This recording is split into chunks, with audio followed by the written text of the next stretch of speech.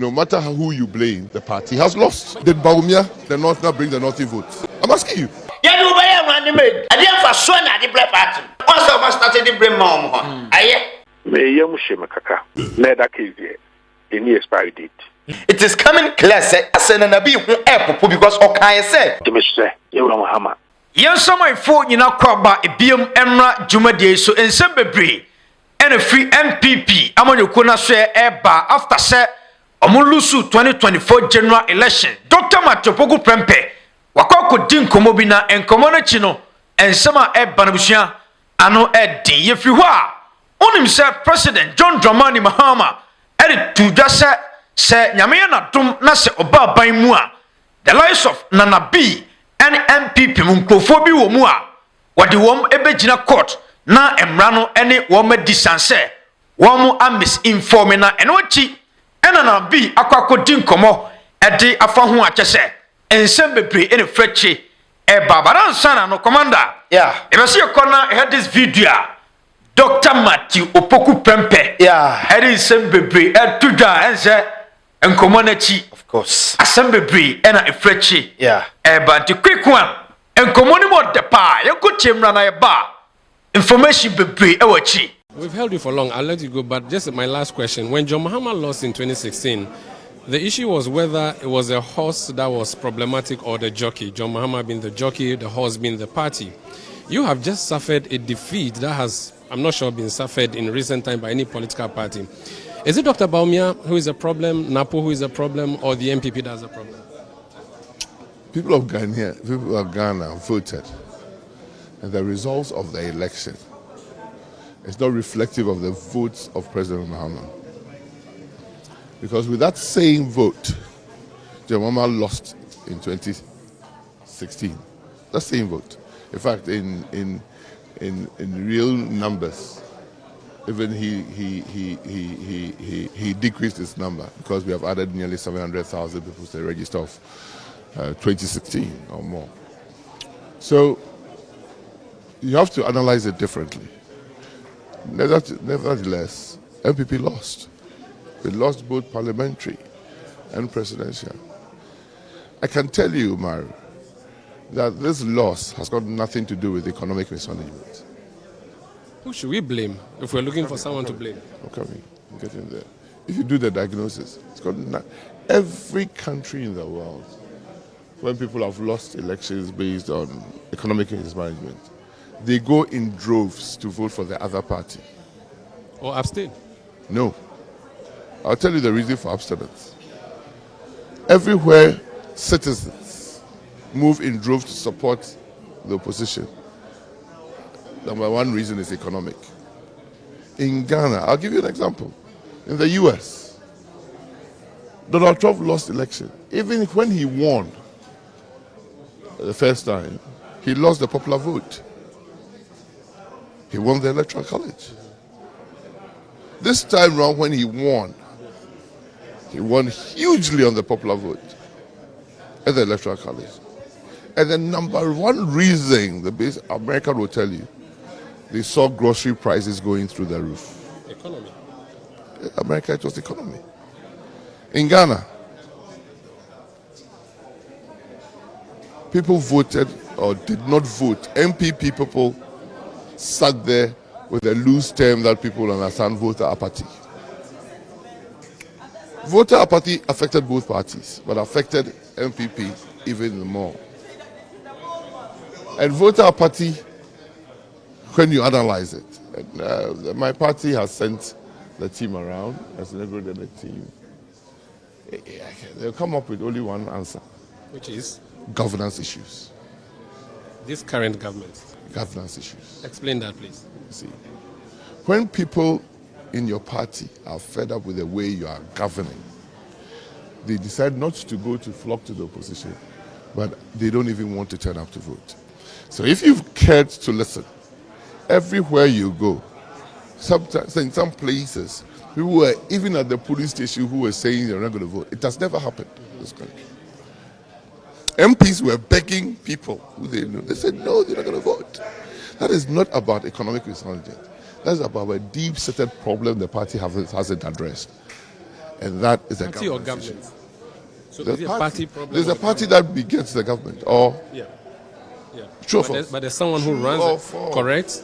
But True or false? Yes, but when And you when a get- party begets a government, right, the leadership of the party goes to the government, right?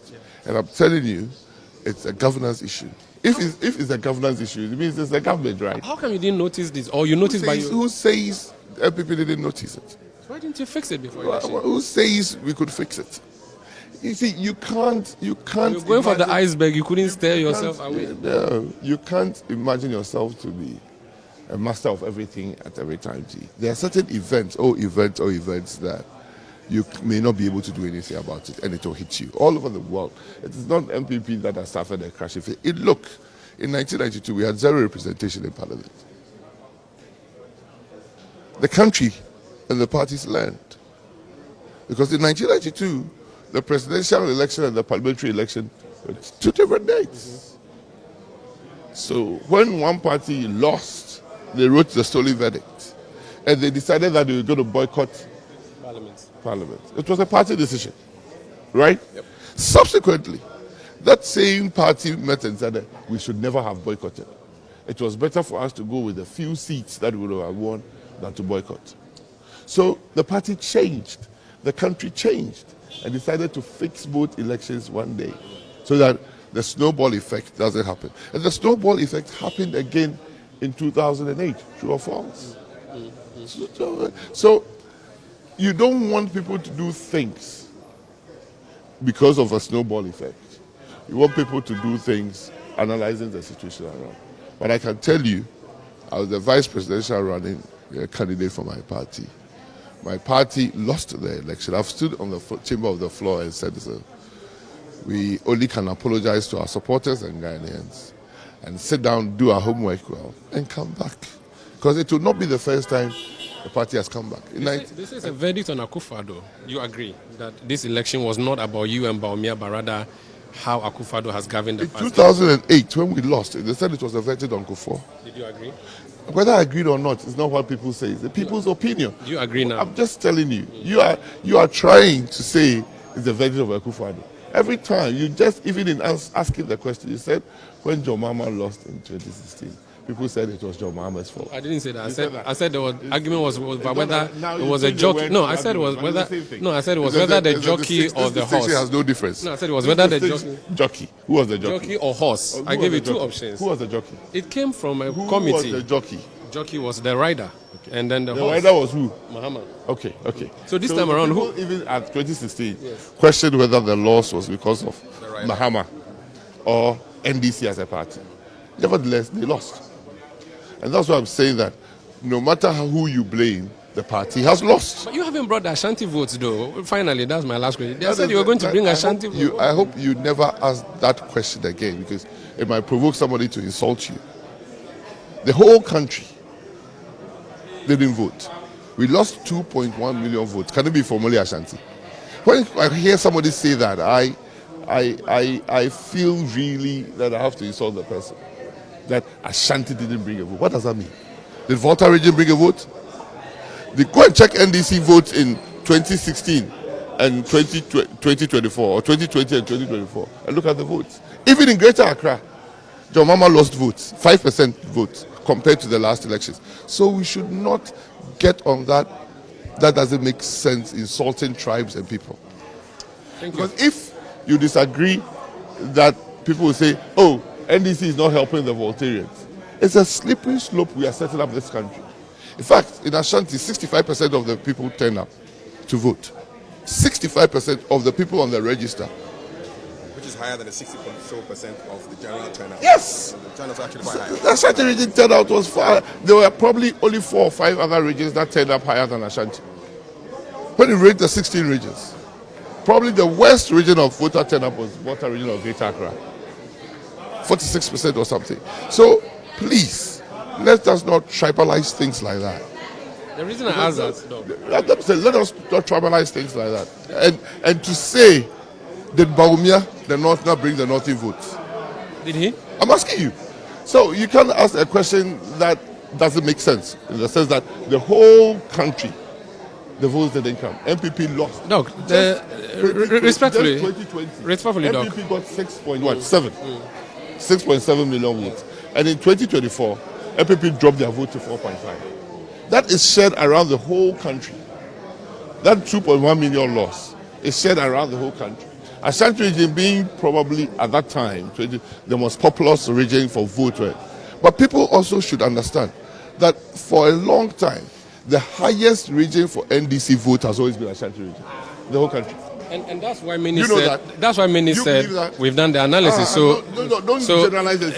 Do you believe that Doc, that the NDC's highest vote is always in Ashanti region? Doc, the NDC's highest vote. Omaru, Doc, my question to you you brought is, something that I'm asking a question. You said you do the data. You just told people that you do the data. I am saying to you that, Doc. I'm saying that the reason NDC's single highest regional vote. If NDC says they have a World Bank, right? The vote of the NDC World Bank is in Ashanti. No problem. The reason I asked the question I asked was, you see, when you were nominated, people say, oh, you're from Menshia. It's very significant, and I'm using Menshia importantly here. They even said your lineage to Nana Prempeh. I never heard all that. Okay, maybe if it's not true, then that's fine. But that's what I heard. And my lineage is true. Yes. But these arguments you are making, if the fringe makes an argument, it doesn't mean the general. So they say you're going to harvest the votes. Give me one name. A lot of the party supporters said it's not true. The reason they chose you. The party supporters or Bawumia didn't choose me because I was Ashanti. Have you asked Dr. Bawumia? No, I haven't. So how do you then go to somebody who has the exclusive reason for choosing a candidate and then say that some people you met at the roadside are saying they chose Napo because of Ashanti? That is, again, tribalizing elections in this country. Thank you for speaking to us. Thank you. That's Honorable Dr. Matthew Opoku Prempeh. Well, he's the outgoing member of Parliament for Menshia South. In the next few hours or so, this Parliament, which he belongs to, will die, which also goes with his tenure. He did not contest because he was the party's running mate in the elections of 2024. And you've heard us have that conversation there with him about his tenure at the Ministry of Education, his tenure at the Ministry of Energy, and also his role as running mate and the campaign that he executed, which was unsuccessful, and how his own role has been in that particular contest. This is Channel 1 Newsroom on Channel 1 Television. My name is Umaru Sandawad. After say Yabako Mampeni, Afe IGP, and NaNa B in Semnosono. Yeah. Quick one. Kitwa Bina Fiyanko. Well, on the issue of Napo Nkoma Odi and Napo Nsamoke, generally because Yantua Belgi and NPP 4% almost strategizing beam. It is a almost put two questions on board. Now we NPP Penia. Good news that you still have the chance to say Obesuma. I was very careful. Now, all you say a fair say, only blames Nina Bemanapo. Yeah, in this case, and you're fair. So the blame Nina Bemanapo. Napo is also trying to shift blames at the amount for baton on the or Basawa indirect. In the first place, Napo is on your bonnet. In Napo vindicating of say. Omo can say Onoba train Ashanti vote to the Aba when man until they want to blame him for that. Now Napo question will be say Dr. Mamudu Amia or you know didn't vote to buy an I said that so we shall buy a 2 year now. Now man for make case say Ashanti region and Twaba, but there are regions we bra. Oman Twaba more than Ashanti region because per common stars are urban regions to say voter region greater Accra. Ashanti region percentage and Twaba no crowd was so eche omo de nti aha no gina so abeka se ampa ene na po case se enye Ashanti region for na Ntoaba but e kate across Ghana se Ghana hanipa bebre na omo ni interest e wo abatu ni but an unse Ashanti region se Ntoaba yeah ebia northern de beba mekane se western de beba yeah biye de beba obo se ni nyina no na NDC afa yeah but Ashanti region de bebomu a yeah na akate ni nyina se ena this year, last year, so no more 85%. 85%. And a combine no mania 65. That means a Ashanti region how yeah, it is a northern echo form, no voter conformer a normal, but an Ashanti region.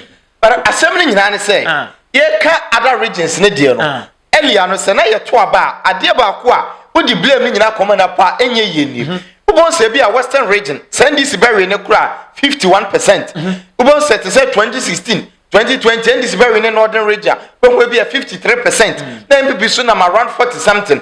But in this election, Obama NDC maybe to say Western region, not on over 60 plus. Then NPP nam 30 something. Obama maybe to say Greater Accra. Then NDC actually people more than 10%. Into Ebasa. Eya na gap na ye 2% difference, 3% difference no. Ashanti region then ba cover ni nyina. But in this case, Ashanti region NPP and puli vote there. But we check other regions na gap no e bia ya kese. Nti asawa na Napo ka nyina ne say dem for blame ni ma aban no. But on person obobo na na do this straight away. Because Napo say enye economic issues. Napo o say my blame no. And Napo say defending the boss Dr. Mahmoud Bawumia ne the boss no. Nti wahwa or say any economic issues because unya kase a economy niti NPP lusu ya obi adu ne sabe kire Bawumia so but or say a issue with governance nti amamuo no economic issues e ka amamuo ho nti say ya amamuo kura na still ye betimi the economy na hyemu bi so si miemlemu nanado o si ma yemlemu nanado but asem ne nyina nie na po aha na meka say opeso ye ni indirect opeso ye smart because on person obe na manfa ka say ya to abawie na pona ene na moka se na nadu na ame so no de okanyina se MPP fo no na nkoto aba but unim point ba kunti ya make se na pop so ye indirect or say in 2008 MPP lose ye no omo say as a result of Mampani former president J Kufuor as a result of ono na dwuma and I reflect here MPP lose na che se nam de so na MPP lose and in 2016 Ghana for be say mama na nkasa NDC alusu nti in this case issue of governance there na ye hwan and again the bema o kase Ghana for ankwankoto aba na pass mo kan no say Ghana for ankwankoto aba and Ghana for ankwankoto aba because na omo ye angry with the government no mo go for aban no mo MPP for in contest nti say MPP for ankwankoto aba again the bema MPP for ankwankoto aba reason nya ba because na otrem say MPP for no bo for aban ne MPP mpanifo nti se MPP mpanifo no aban ne ye nima writer we say komu befu ana at the end of the day ye to a ye kwakoto aba ena amamuo ne ye kama ena MPP party ne bibia ye okay ena party members na omo for because me nyi ni se party mpanifo no soro no omo tena fi omankoto aba they voted na bi munya so omankoto aba nti party fo na e wo form no ena komodi omo no omankoto aba nti se amamuo ne ye kama ena omo botomu ye ena omo nya adwuma ya they would have voted assembly nyina no it is very simple nti Napo de e duru ba bia amanfo be fa ne se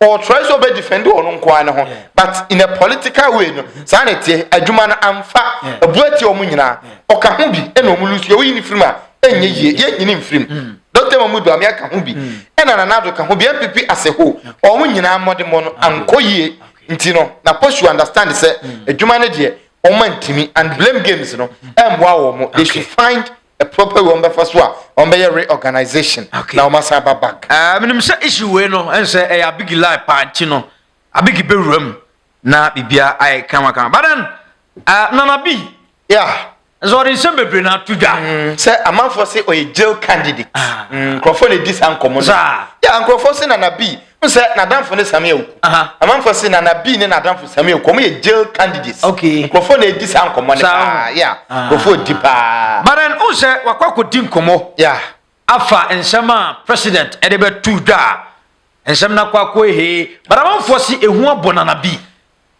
crofo disan komo no na NaNa B de no eye ehu ne mu de he because amanfo say onim say ye be che no say NaNa B de no say ayensem tu first publication no ya na president American eno ne hu wom and aside that other criminal issues be ho a on hwe be kwa na be wie no e betima akofore fore nti say akofore ho so a eno so ya asem foforo nti wan hwe NaNa B odi hu be me ne kese bebi ade no ko na ehu and say bebi ade na dunu no ade but then wadi nkomo bi afa president and afa IGP ho yenko tiem na ba o man na be san to aso watch lawyer I don't pay council to make a margin ohine mejuzo avisia panso oh yeah film commission ho samatu kan order dan ujumedie na se nyame ene edini ye that trade ampo ase now quick one enema bebre na no na SCC under President Mahama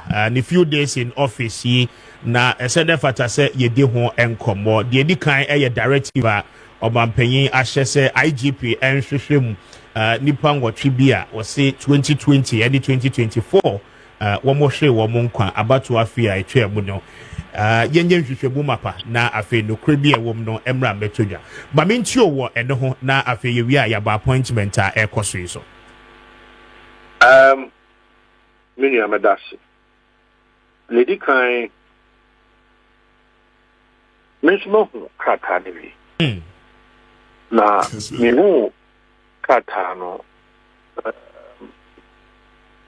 me yam hye makaka okay ne tie ni obi a wayɛ mra bi a na sɛ wonyɛ mra kra na wonim sɛ na that case any expiry date opekra dim fi sɛ sɛ kra bituma ko pejaba sana criminal offense bi ate nti 2020 na yɛtoa ɛna nipa nso sɛ nwɔtwe ɛhwere ho kwa so wohwɛ krataa na His Excellency the President Dr. Callistus Mahama Troya it creates a certain impression say need as an investigation be a crime course. Okay. And untino or share IGP say onko investigation. Na who can letter near meaning say mini our letter ni go anymore. O kind me will be maybe na makan kakra. Na ya try ni bi na kan kakra. O kind ya side cramp chere IGP adwuma also wo ye. Asem ono na detective to IGP say ye adwuma ni say ye ni say. For me matena meeting mu IGP the first meeting no. Yes, meeting no our police headquarters. Not all political parties. So in fact, Sabrina, na NDT for Kase, you are by the champion. I can't see you co-work with Kaya. Yes, I remember. Yeah, you be hand you over no more. Yes, and Timuna or they tone suffer. Or tone suffer, you know, some meeting on my update on sa unfortunate cases are here. 2020 no the kaipa na you have quoted okay case by case maybe a case ni see be a ofa no mama ho update ofa no mama ho update maybe akwa see prosecutions be one maybe akwa do investigations or my maybe akwa do. So I ask myself, is it the case that era dampare briefy president ana we briefy president na president na no epese oside sa kata is about out. And ABM, is it the case that you are president of Frey IGP Dampare? Say, look, the person may short kata be say, Nasa Asemi Kosi, is he at and yes, be an Rayan CEO. Yes. And will be a petition one as a one or cassette on investigation. Is he yet? A two friend will be say. Asem no kwasi kwa na nye agite da dampare kwa na ewo. Em se na ye COP opombu no ana. Yes. Opombu. Yes. Opombu no na ewo. Enti opombu no action be no take you ho. And na won so be ye IGP a wo da so IGP. Action be no wo take you ho. So much our report ni we are. Then na fi Ghana fo nyina ati. Komo ekoso but o he kata ba out na. Nibi kind. Again, at the banner said, you were IGP Dampare briefy president on what Ghana police aye afasa Jumedino. Nibi kind number 2. And now, he also say you were president in son to some free you were IGP say, probably briefy me on your way because the letter no and cashy about, but I know. And as I said, I have sat in that meeting. IGP Mass, I briefly know from A to Z. Because in that meeting, NDC will raise the issue, say, 2020, unfortunate killings in the also. What is the update? Now, we'll take the opportunity. And a brief hearing. It's me who let her know. And near my bum, and you say, near me. I am disappointed in IGP Dampare. To what extent? So why are they? Share, you have a and now for a high-profile meeting, but my media or the New Patriotic Party, now you me, the Penny GFK, and now Ivan Simako, okay, and a representative party. On the NDC side, you are to be quite you are Babulate, and now Omanabuama, and a representative NDC. All political parties were fully represented. And also what task force on the year chair.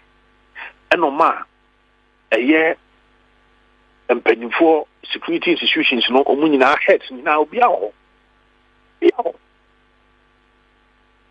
Obia so no Emma assurance say Mayor Juma has security be okay.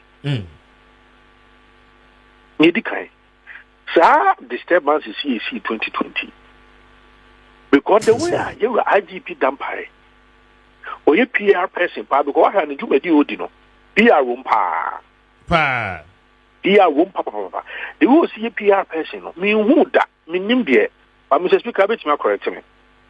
Me who a bear, what take your opportunity to, because, sir, killings, a bear very, very topical. In fact, for exactly. For the NDC, there anytime you make us a no bosso, yes. Bosso.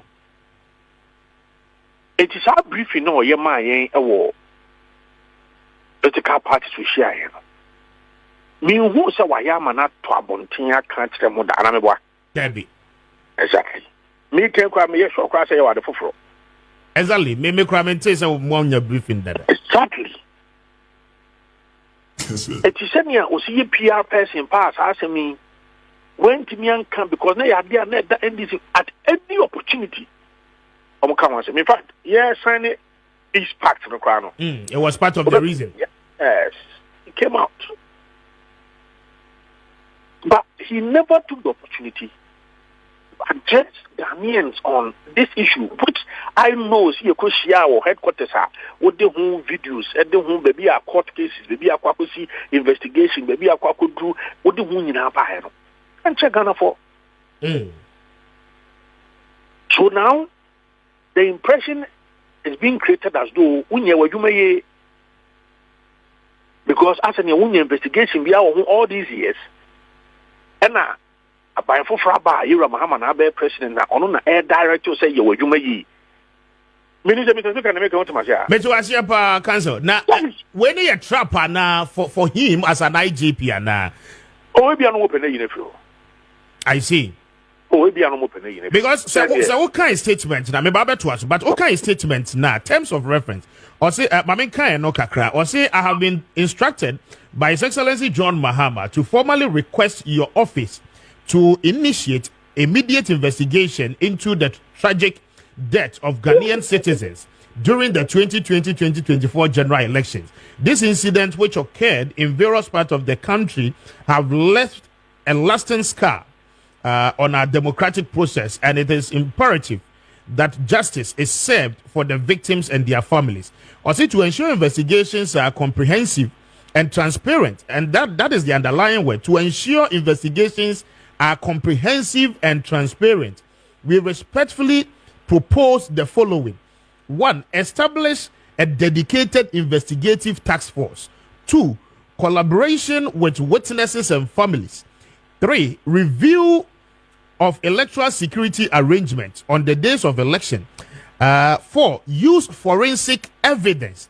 The last one, no, or say collaboration with the Electoral Commission and other civic bodies. And what it means is that, yes, a big crime investigation there, you may have done it.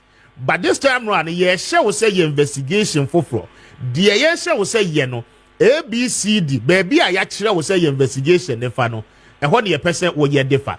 I mean, is this centered on a particular agenda? I will person more achieve now. Well, Mr. Speaker, I would not know. But again, what I find unfortunate, and I make words you use here to initiate. Yes. So if you are initiating something, you say I don't know any other. Any who have been exactly. But I mean, yeah, well, so say you have done something about brief here. And Usha Munya Moma Canoswa. I said, yes, shall say, and I say, yo, yes, I can't also you see, but we propose. I propose another one, yeah. Oh, and you know, yeah, Carter said investigation, you see. Now the fear is that they are even directing, they are even showing IGP how to do your work. Because IGP, so young people move here near there. I am very sure, say, or more forensic department or yes. And for over years, I never come and say IGP or more Mabanina, IBC, or more champion the partner, how Messi use digitization to aid their work, forensics to aid their work.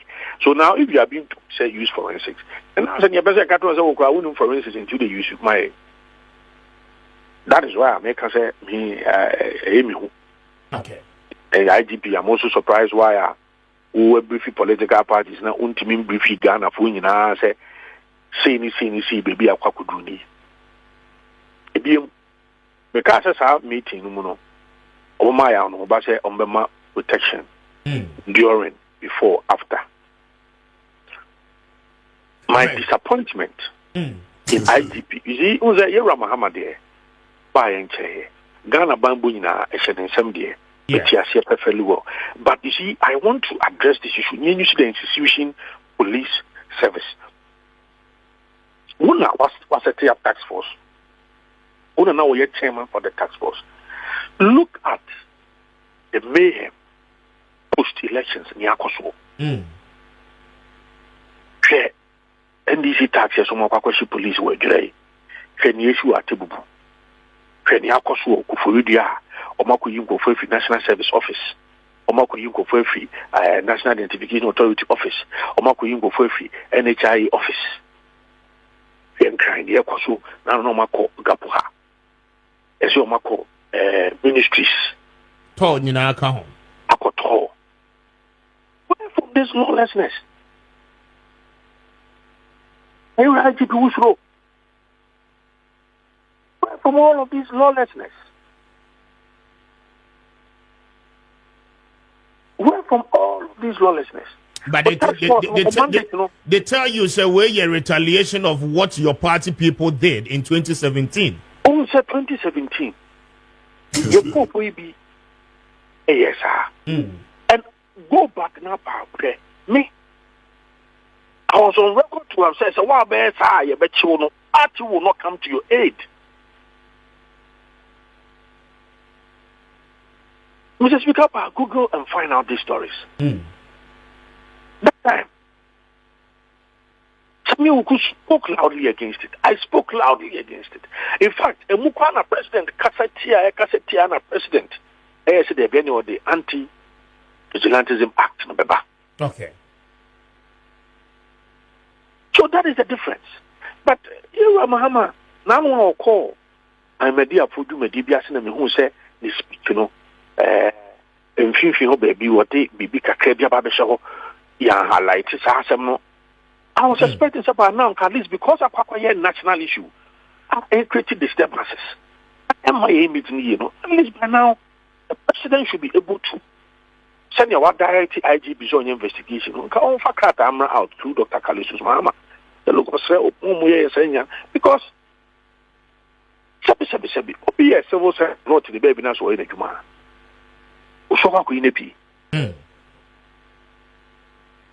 Quite unfortunate. No, I have police station. And I have videos here who are able to avoid the boy. I mean, how? Police? That is why I make us say, yes, your supporters, sometimes, to me, I am near my but young leaders, no. And I was saying to me, a dear Monaka, Obian one movie in this leadership, our condemns are RTE. Does it mean a woman is Shasiana? I want to encourage your monk for some Munyatana. Mr. Speaker, Ghana, no cause a democracy, fair. NDC Bako, NPP Beba, NPP Beba, NDC Bako. Hey, Ida ye and Tokobi, just become a cancer, Tokobi and see Ghana.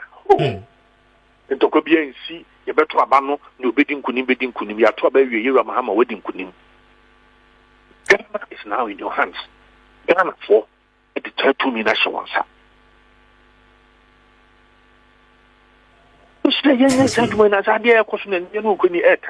Okay. And the image I create to about to say Basana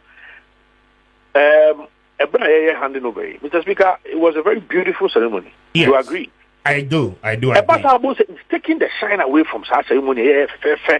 Look at the kind words Mahama Akuffo, Akuffo, and then Bawumia Bawumia Baso, the manner in which or consider early Emma and Shempa. Now we look at how I will see a car and another one a Bawumia parliament together.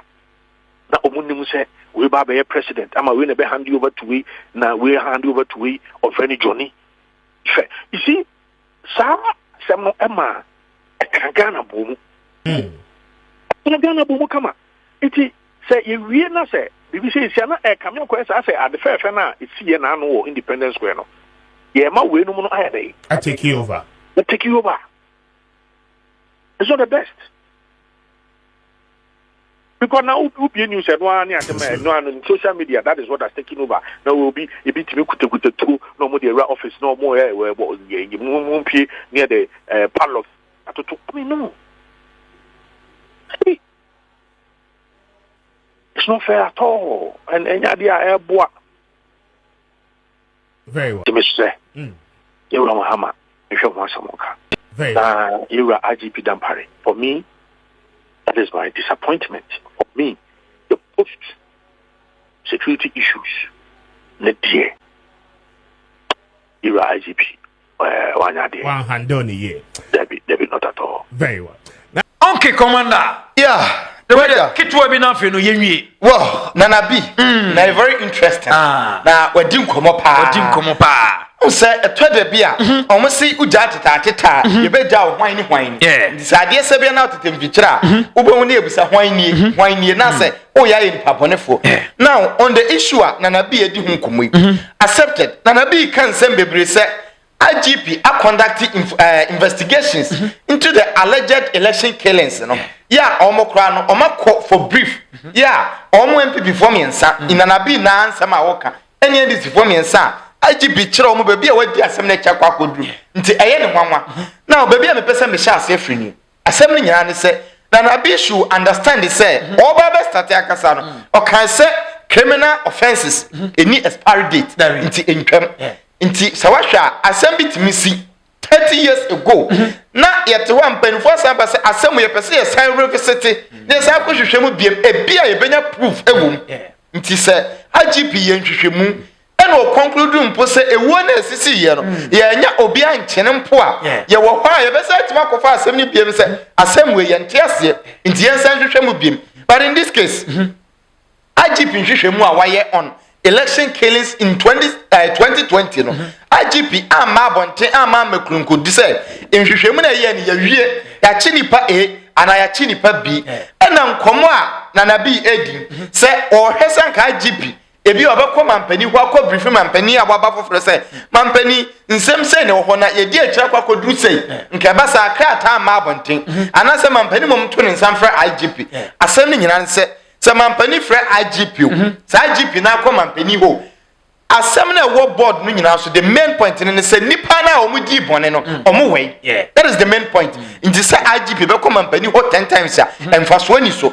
the point is e wo say ye nhwehwemu na nipa kra omu sasa so omu ye involve no ye nya wo mu ne ye chi wo mu nti say kwan ba ne ye befa so kwan ba ne befa so ade asem maame awo na o si menua no kwan maame fa so wo ye no e no e fa me ho be now here is the case Nana B no ntias ye say mampani no kataba bontin ama nipa nyina hu bia na asese they say asem ne nyina no Nana B na asem a wo kanyina no the first point ne say on pese mampani ne kataba beba na so man ye nyina dia e wo se yehu de ekọ asem ne nyina no because ebimpo a ye wo nkrofo bi a omunim said the assembly si call because at the time it to aye waso na citizens ni bi e wo civilians wo ho nti obi o ho mpo a ohun obi a odi bone ni bia was fortunate onim no abesi ne nti secret aba bontin say ya the person can walk to the nearest police station because what say asem ye twhwem nti obetima akọ no akọ provide information e dey amay but NaNa bi pese asem no secret nti katasomwe mu aso ade be che ya hwehwem a ye nti hwibiem but Ghana for enye interested in those things said the year to abana IGP ya no so obi kwadi bone te se oboase tachiman tamale obi aye bibi obi akotutu na police for not release statement say obi atutu ha ye track no omo china omo san boy amane nti in this case san ye pe no say bibi e besi oman nim bia no ye pe briefing upon briefing bibi e besi bia we want to fall and as we want to have part of it and NaNa bi ade ba ko e NaNa me say dwene so what issue na ne asema na o kan nyina it is coming clear say as NaNa bi hu e because o kan say ono kra no de eye ne hu ne say omo pese omo hye IGP amane ye bibia omo ape anase eye tribes omo de bayi IGP free ho now in this case ai Mahama ko boni din se wo se ni nyina mu no eye ohene bananka me kan se time Mahama e kasa no president e kasa no of course e wo se ko boni din but NaNa bi mom no boni din obo NaNa bi that means NaNa bi no e be kan se he is in danger asem ni nyina because no ni yam hihye no de bema mampani abo NaNa bi din slip of tongue go ho but so hwe how confident ya mampani na oya and still after that one sign enko na chibi anko kase asem na meka na nya NaNa bi meaning say NaNa bi dey nya misinformation po there is an issue bi mampani nimbi say NaNa bi aye bone bi and they want to take him on but so NaNa bi so se case no ti say ya e wo say nka wo ye din but wo say kasa say ya ase esan hye mampani abufu of course they na M1 say NaNa bi ye kasa no na oye niam mienu the first thing is say NaNa bi try say ne tone any the words now is in the church of words no e bet say o show a lot of respect to the president said the ebay o make us NaNa bi kura wa ba from power that is the first thing but the second thing is say NaNa bi say or directly IGP ni mampeni wo kire o mo de o monye but in this case at the time NaNa do wa ban mu no NaNa bi ankyere na mampeni NaNa do say NaNa do govern this way say NaNa do e de bibi ba bontia NaNa bi and directing say aha na o say yeko mampeni ne mampeni ono na oye head of the security forces ni nyina nti say o decide say assembly mintiase e wo say sai koba na ekohwehwe ma abone ne de he and me sure say NaNa bi ankasa say obi ye widini na obetra ne mpotem a NaNa bi be pese ye nkyene na yentuni mfiri ho nti se obi enipa boni na oba be hye oman na okunkum nipa during elections NaNa bi mu nyina enye omode omo manye so na ye nyini pa ne mpie but very interesting se bi so osuro jino o yesa no hu na abo no NaNa bi adamfo ne samia wuku ena sa killings yayi allegations ana ever bana nkrofo eye no na omode tag samia wuku pa se samia wuku boys eno ye allegations ana amanfo ye nti ebi nso a na samia wuku na NaNa bi eye moves bom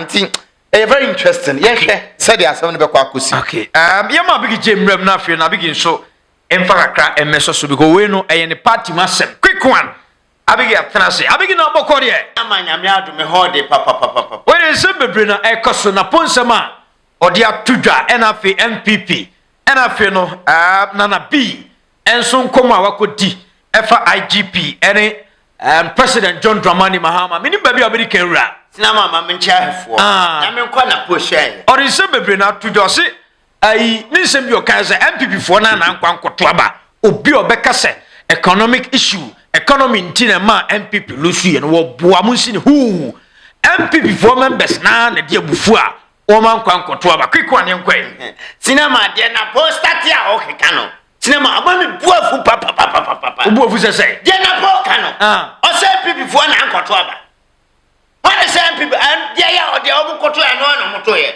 de nti o ade nti na o so ma nkoto ba na sana anwan masa anwan ye koto ye upa stand live through 2016 about 2020 but 2020 because Ghana for did ya wo ne ya wo mamono ano mama na do and who catch say yankoto adenti ne yankoto ba and okay Napo yanko NPP for yankoto adem faso na omanya afirimus wo Napo na adem faso ya do ba ya wan made adem faso na ade black party o sa ebusa no se ja ono na ma NPP lusu ye ne running mate de ne buy one fa vote bi amfra Ashanti region ama NPP no so da bi enyo no na Bawumia kra so ka ho Bawumia so kra so amfa vote bi amfri so wa ma enyo no ma obi amfa blame no ma no sinama abrewa na de abrewa ba di ade ye na watu aseda aye Napo ya abrewa Bawumia ya abrewa omumia ni ya condemn driver for yes Napo ya abrewa Bawumia ya abrewa omuni na condemn driver for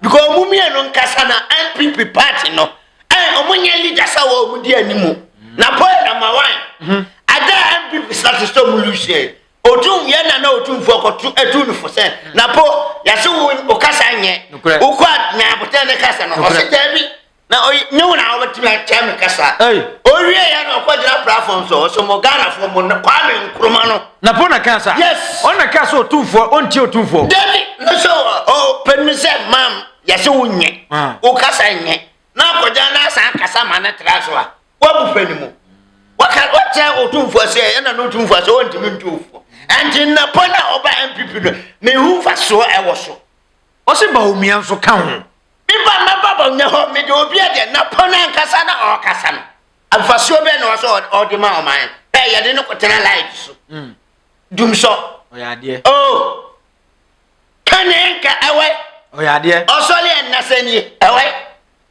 dum so na ewe Napo na o kasa se Ghana fo yan kwam nkro odi kwam nkro man na ne tino ahwe mo otimi bie dam ama wo Napo ukoye pani pe ukoye aduma ama yetua ka bosome sana pon ene ma MP kwam nkro ye de yan kwam nkro Napo ka kire Ghana fo so onye Ghana ni ti ukasa obi mu kwam nkro na se kanti no nka ho ne se Ghana fo no fo so se omedi Ghana fo party bi nim no kanti ontimi nya aduma ma ne nya perfect anti ano na ma MPP lusu ye yes ne nsema o kekan yes odidi Ghana fo atam no on fight Ghana fo nya he ha Ghana fo o de sa kwakwa amkruma ka Ghana fo nyina anti ano na ma MPP lusu anti o tena se ka atutu yam pia se de wonim hwe no na wani ye se na poko school Napo wanko school ya se wa body degree obwa ne kasa nyina nye na sa asma o kan no kre ade no kre se we say no nyo no mo de blame no mana enye ye because regions no even be a kra so no man to aba man MPP nya say asatire onya say percent onya say 65% oh no so mo pe 85 okay omo percent 85 and onya 65 wa ma MPP aluso ho no kre the whole Asante region o power united Asante region yeah and I want 65 and I want my party na lose I am fabrem no man I wa I Napo okay and Napo say on also must started the blame mom ho aye Napo say omo bo omo saba Napo sansa hunu jaka also omo say ba biem omo ko bo omo aba Napo nkasa hunu se o kwagina ba bia wa hunu se Napo gina ba bia kan san hunu se on ba wunya san bo omo nche omo ntum sa me say munche omuntum omu ya wigifo omu gu party no Napo untimi mba power untimi mba ye leader wa NPP mu wa wie no abi se say untimi nya leader wa NPP biem na wie no abi se say untimi nya leader wa NPP biem na wie no ara we nyame are you God are you God I'm not God I tell everything facts me kan no kra na kire Napo wa mfo ahwe amba ana Bawumia so ye no ready ono so an fa hwe ba ti bonko fo mi no mo di party ni obi ani na adwene once see o ma start the brain mom na ye me bomb pass on we kura so omo nko na poni Bawumia sat omo to atwede ana me ankasa me di me na se MPP party no me na me ye leader omo ina masake omo hwe ma je o maduma di anyina ye nwie asafo yes no krana mekano omumia ne ma je o maduma de anyina ma se omo ni power bi na o himfa na ko school adura obey NPP ani o ma am ko school no ayi Napo ko school Bawumia ko school omo badi o man ni ayi ya omu hwe ya pe business man ya omo bua omo wonyansa omo bua school buku na omo ko ano ase buku omo abatena so omo ka de no Napo no na Bawumia na omo ko economy tin na MPP for ko fa Bawumia bai economy no I say ana wo na poko kasa ma se nya economy ntina mutu ababa wan kasa na asam na ka wonim de wo kan ho Ghana wo ba na economy ne gina ho awo fun wo se enye ana wo ba pagya na koduru ba bia level bia enye ane wo kasa se nya economy ntina Ghana fo ankoto aba ana ka kira na Ghana fo na antiseptic na ye wo nkurase no si ani bie fun aba ya fa fun na ye gogo ye hu niema se wo gogo bi na ima bi ohana NPP for party no mo te hoka na ya msiri omo anye no kura so omo ye anema bi ohana omo ka na me hu say no kura ba bo omo lusu na wo se Akuffo Addo amanfo keka se Akuffo Addo na akoso NPP defeat NPP nkugu o medi nyina so Akuffo Addo ka ho bi wo se da bi nya Akuffo Addo na se Napo no Akuffo Addo the same color za o ka se Akuffo Addo nkan aye me na maka ho me leader wa NPP mu Dabi. Me tusu empenfo we. Dabi. Aye kwanya. Anti Ghana NaNa tusu ye no. Ena omuwi ni na eko yi a. Na Akuffo na tusu yo. Oh. Omu ko election. Election wa he. Election wa he. NaNa do ne udim sika wura empenfo se manto MC fo amese wo hasasa be bepi. MC fo wa to aba ma Bawumia ya to aba no olusu a ye be yi munya afro makonya no. Sir. Yes. Akuffo Addo na sir. Akuffo Addo na yes sir. Time see for the whole Ghana MP. The way you so one to mama Bawumia ye uye tubia ye be you afru akonya na some information konya no e. Me say enchemende ne ma bi be sa ba. O de ade ba. I say sa me ko kan ho ne me bi wa me kan na je. I was kura usuro mi. Me nyen sofu eso na benchen sofu bia omo gira se nkoma emfa so be black Ghana fo. Yen kan kure na nanu ya kasa de ntia NPP animu agu ase no na nanu kuta 75% nsawo sa yes no de ne power e kasa odi ni tumi eye de ope ontie nkofo ombu nkofo ote na office awo kasa o se dabi me na me be na nya asam na nka wo tie we ka de asapa wo pampam ka wo dure wa de no NaNa no why de na nka nya asam na nka wonye soja fo gan ka wo NaNa ya kasa wo ya pemama wo nka ho kurata NaNa ai ya so to office awo kasa se wo ya be ma be NaNa ka ho aye NaNa Bawumia Napo chama untumi omuna mgu NPP party omuna maye ne condemn ati sampen foyi NaNa 2016 NaNa ka assembly o se ne nkofo bia oyi mu bia o sore so a o de omu nyina abeko ente mleso aye Napo chama untumi mai mu nyina na ya sesa omu nyina bu bola kantem no mu nko e ko hio mo ko ye hio mo e so so na chama amina ena meka che ya ko sesa omu nyina bu bola mo ma o mako na bola kana ko hio mo ye hio bia o pa ba 28 Napo be san ba Ezita obeba ah ha ne badi o perform mark the wall say Napo I people phone na o yi Napo leader we o mu ke end the vote o mu say 1.5 by 3.5 na chire 3.5 na chire one day dem N2 MPP da on MP ba ko mu nye percentage no so mbenya say Asante region o masa the whole Ghana oh la we no mu yan 35 35 there be 30 yan fan say be 40 okay 30 40 MPP betumanya 40 Pana kacha ana mkofo betumanya 40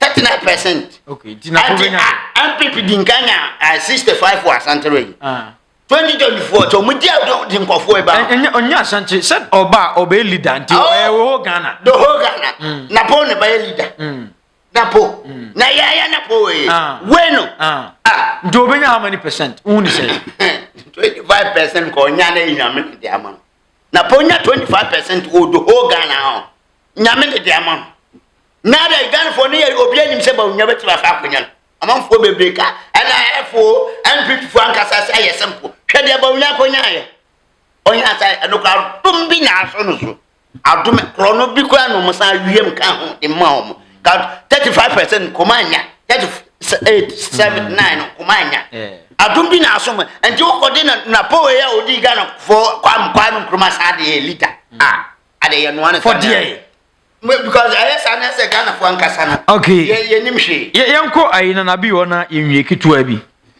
ense na bi ne bofu pa blemu IGP ne Mahama ense Mahama ka se eja 2020 ne 24 aba no yen hwehwe mo mo ewu ye ye course no yen hwehwe mo no nana bi so ntiase dabi me pese nana bi ni nsa wo man dabi ya me ai untiase ya untiase ai ko so ono so che na dwen dabi ai ko hi Mahama say wo dwene Ghana fo na omo wu no omo hwehwe fo esu aji bi hwehwem o nana bi na ai ko hi nana bi na o ka ta ai ko hi se de wo tie che wa dwen na enko ba bia no aye me ko wo say me de wo hi wo de wo pa busa Mahama say o tie me ne nana bi ho ne no ba obusa Mahama say me ne nana bi ho ne ka say o ba fa hwe yen ka no kwa nana bi gaga o ka no elfa enko ba bia hwe mum ye jaga na mamu 8 years ye jaga mamu 8 years o manti me mbobla bofo enipa na ewu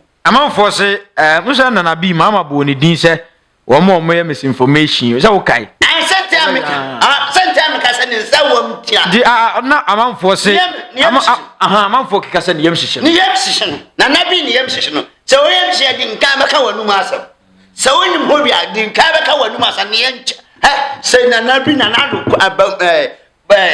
president Mahama kura fra me am president Mahama wan frena so bodi so be o de o munyina beka ho o anfa chino me ntwe mama Mahama because una na bi no untimi ntuso ma president say de o ye no on Mahama ntisa mu party na mu jaro tantanta roga wona ka ateti asam on tisa o dwene Ghana fo ho why na ba na do ba bo sha o she se o ba chichi ko watimi ono anka say ya kromfo don kromfo ntimi nchene yonko kromfo enti una na bi na Mahama say o ye na dwo ajana man ye na duma ajipi Mahama ne say fa chino enti je obi aka anana bi aseme na ato o na ba kira Mahama aduma manaye unima aduma wa ban eba 8 years ka otu na na do say ye wantima ntu na na bu ana o de ko enti anu no Mahama ye waduma obi enka hwe nkyiraw wane ye be me bim Ghana ha wane ye be me bim ache wo Mahama wo se ye nda ye beda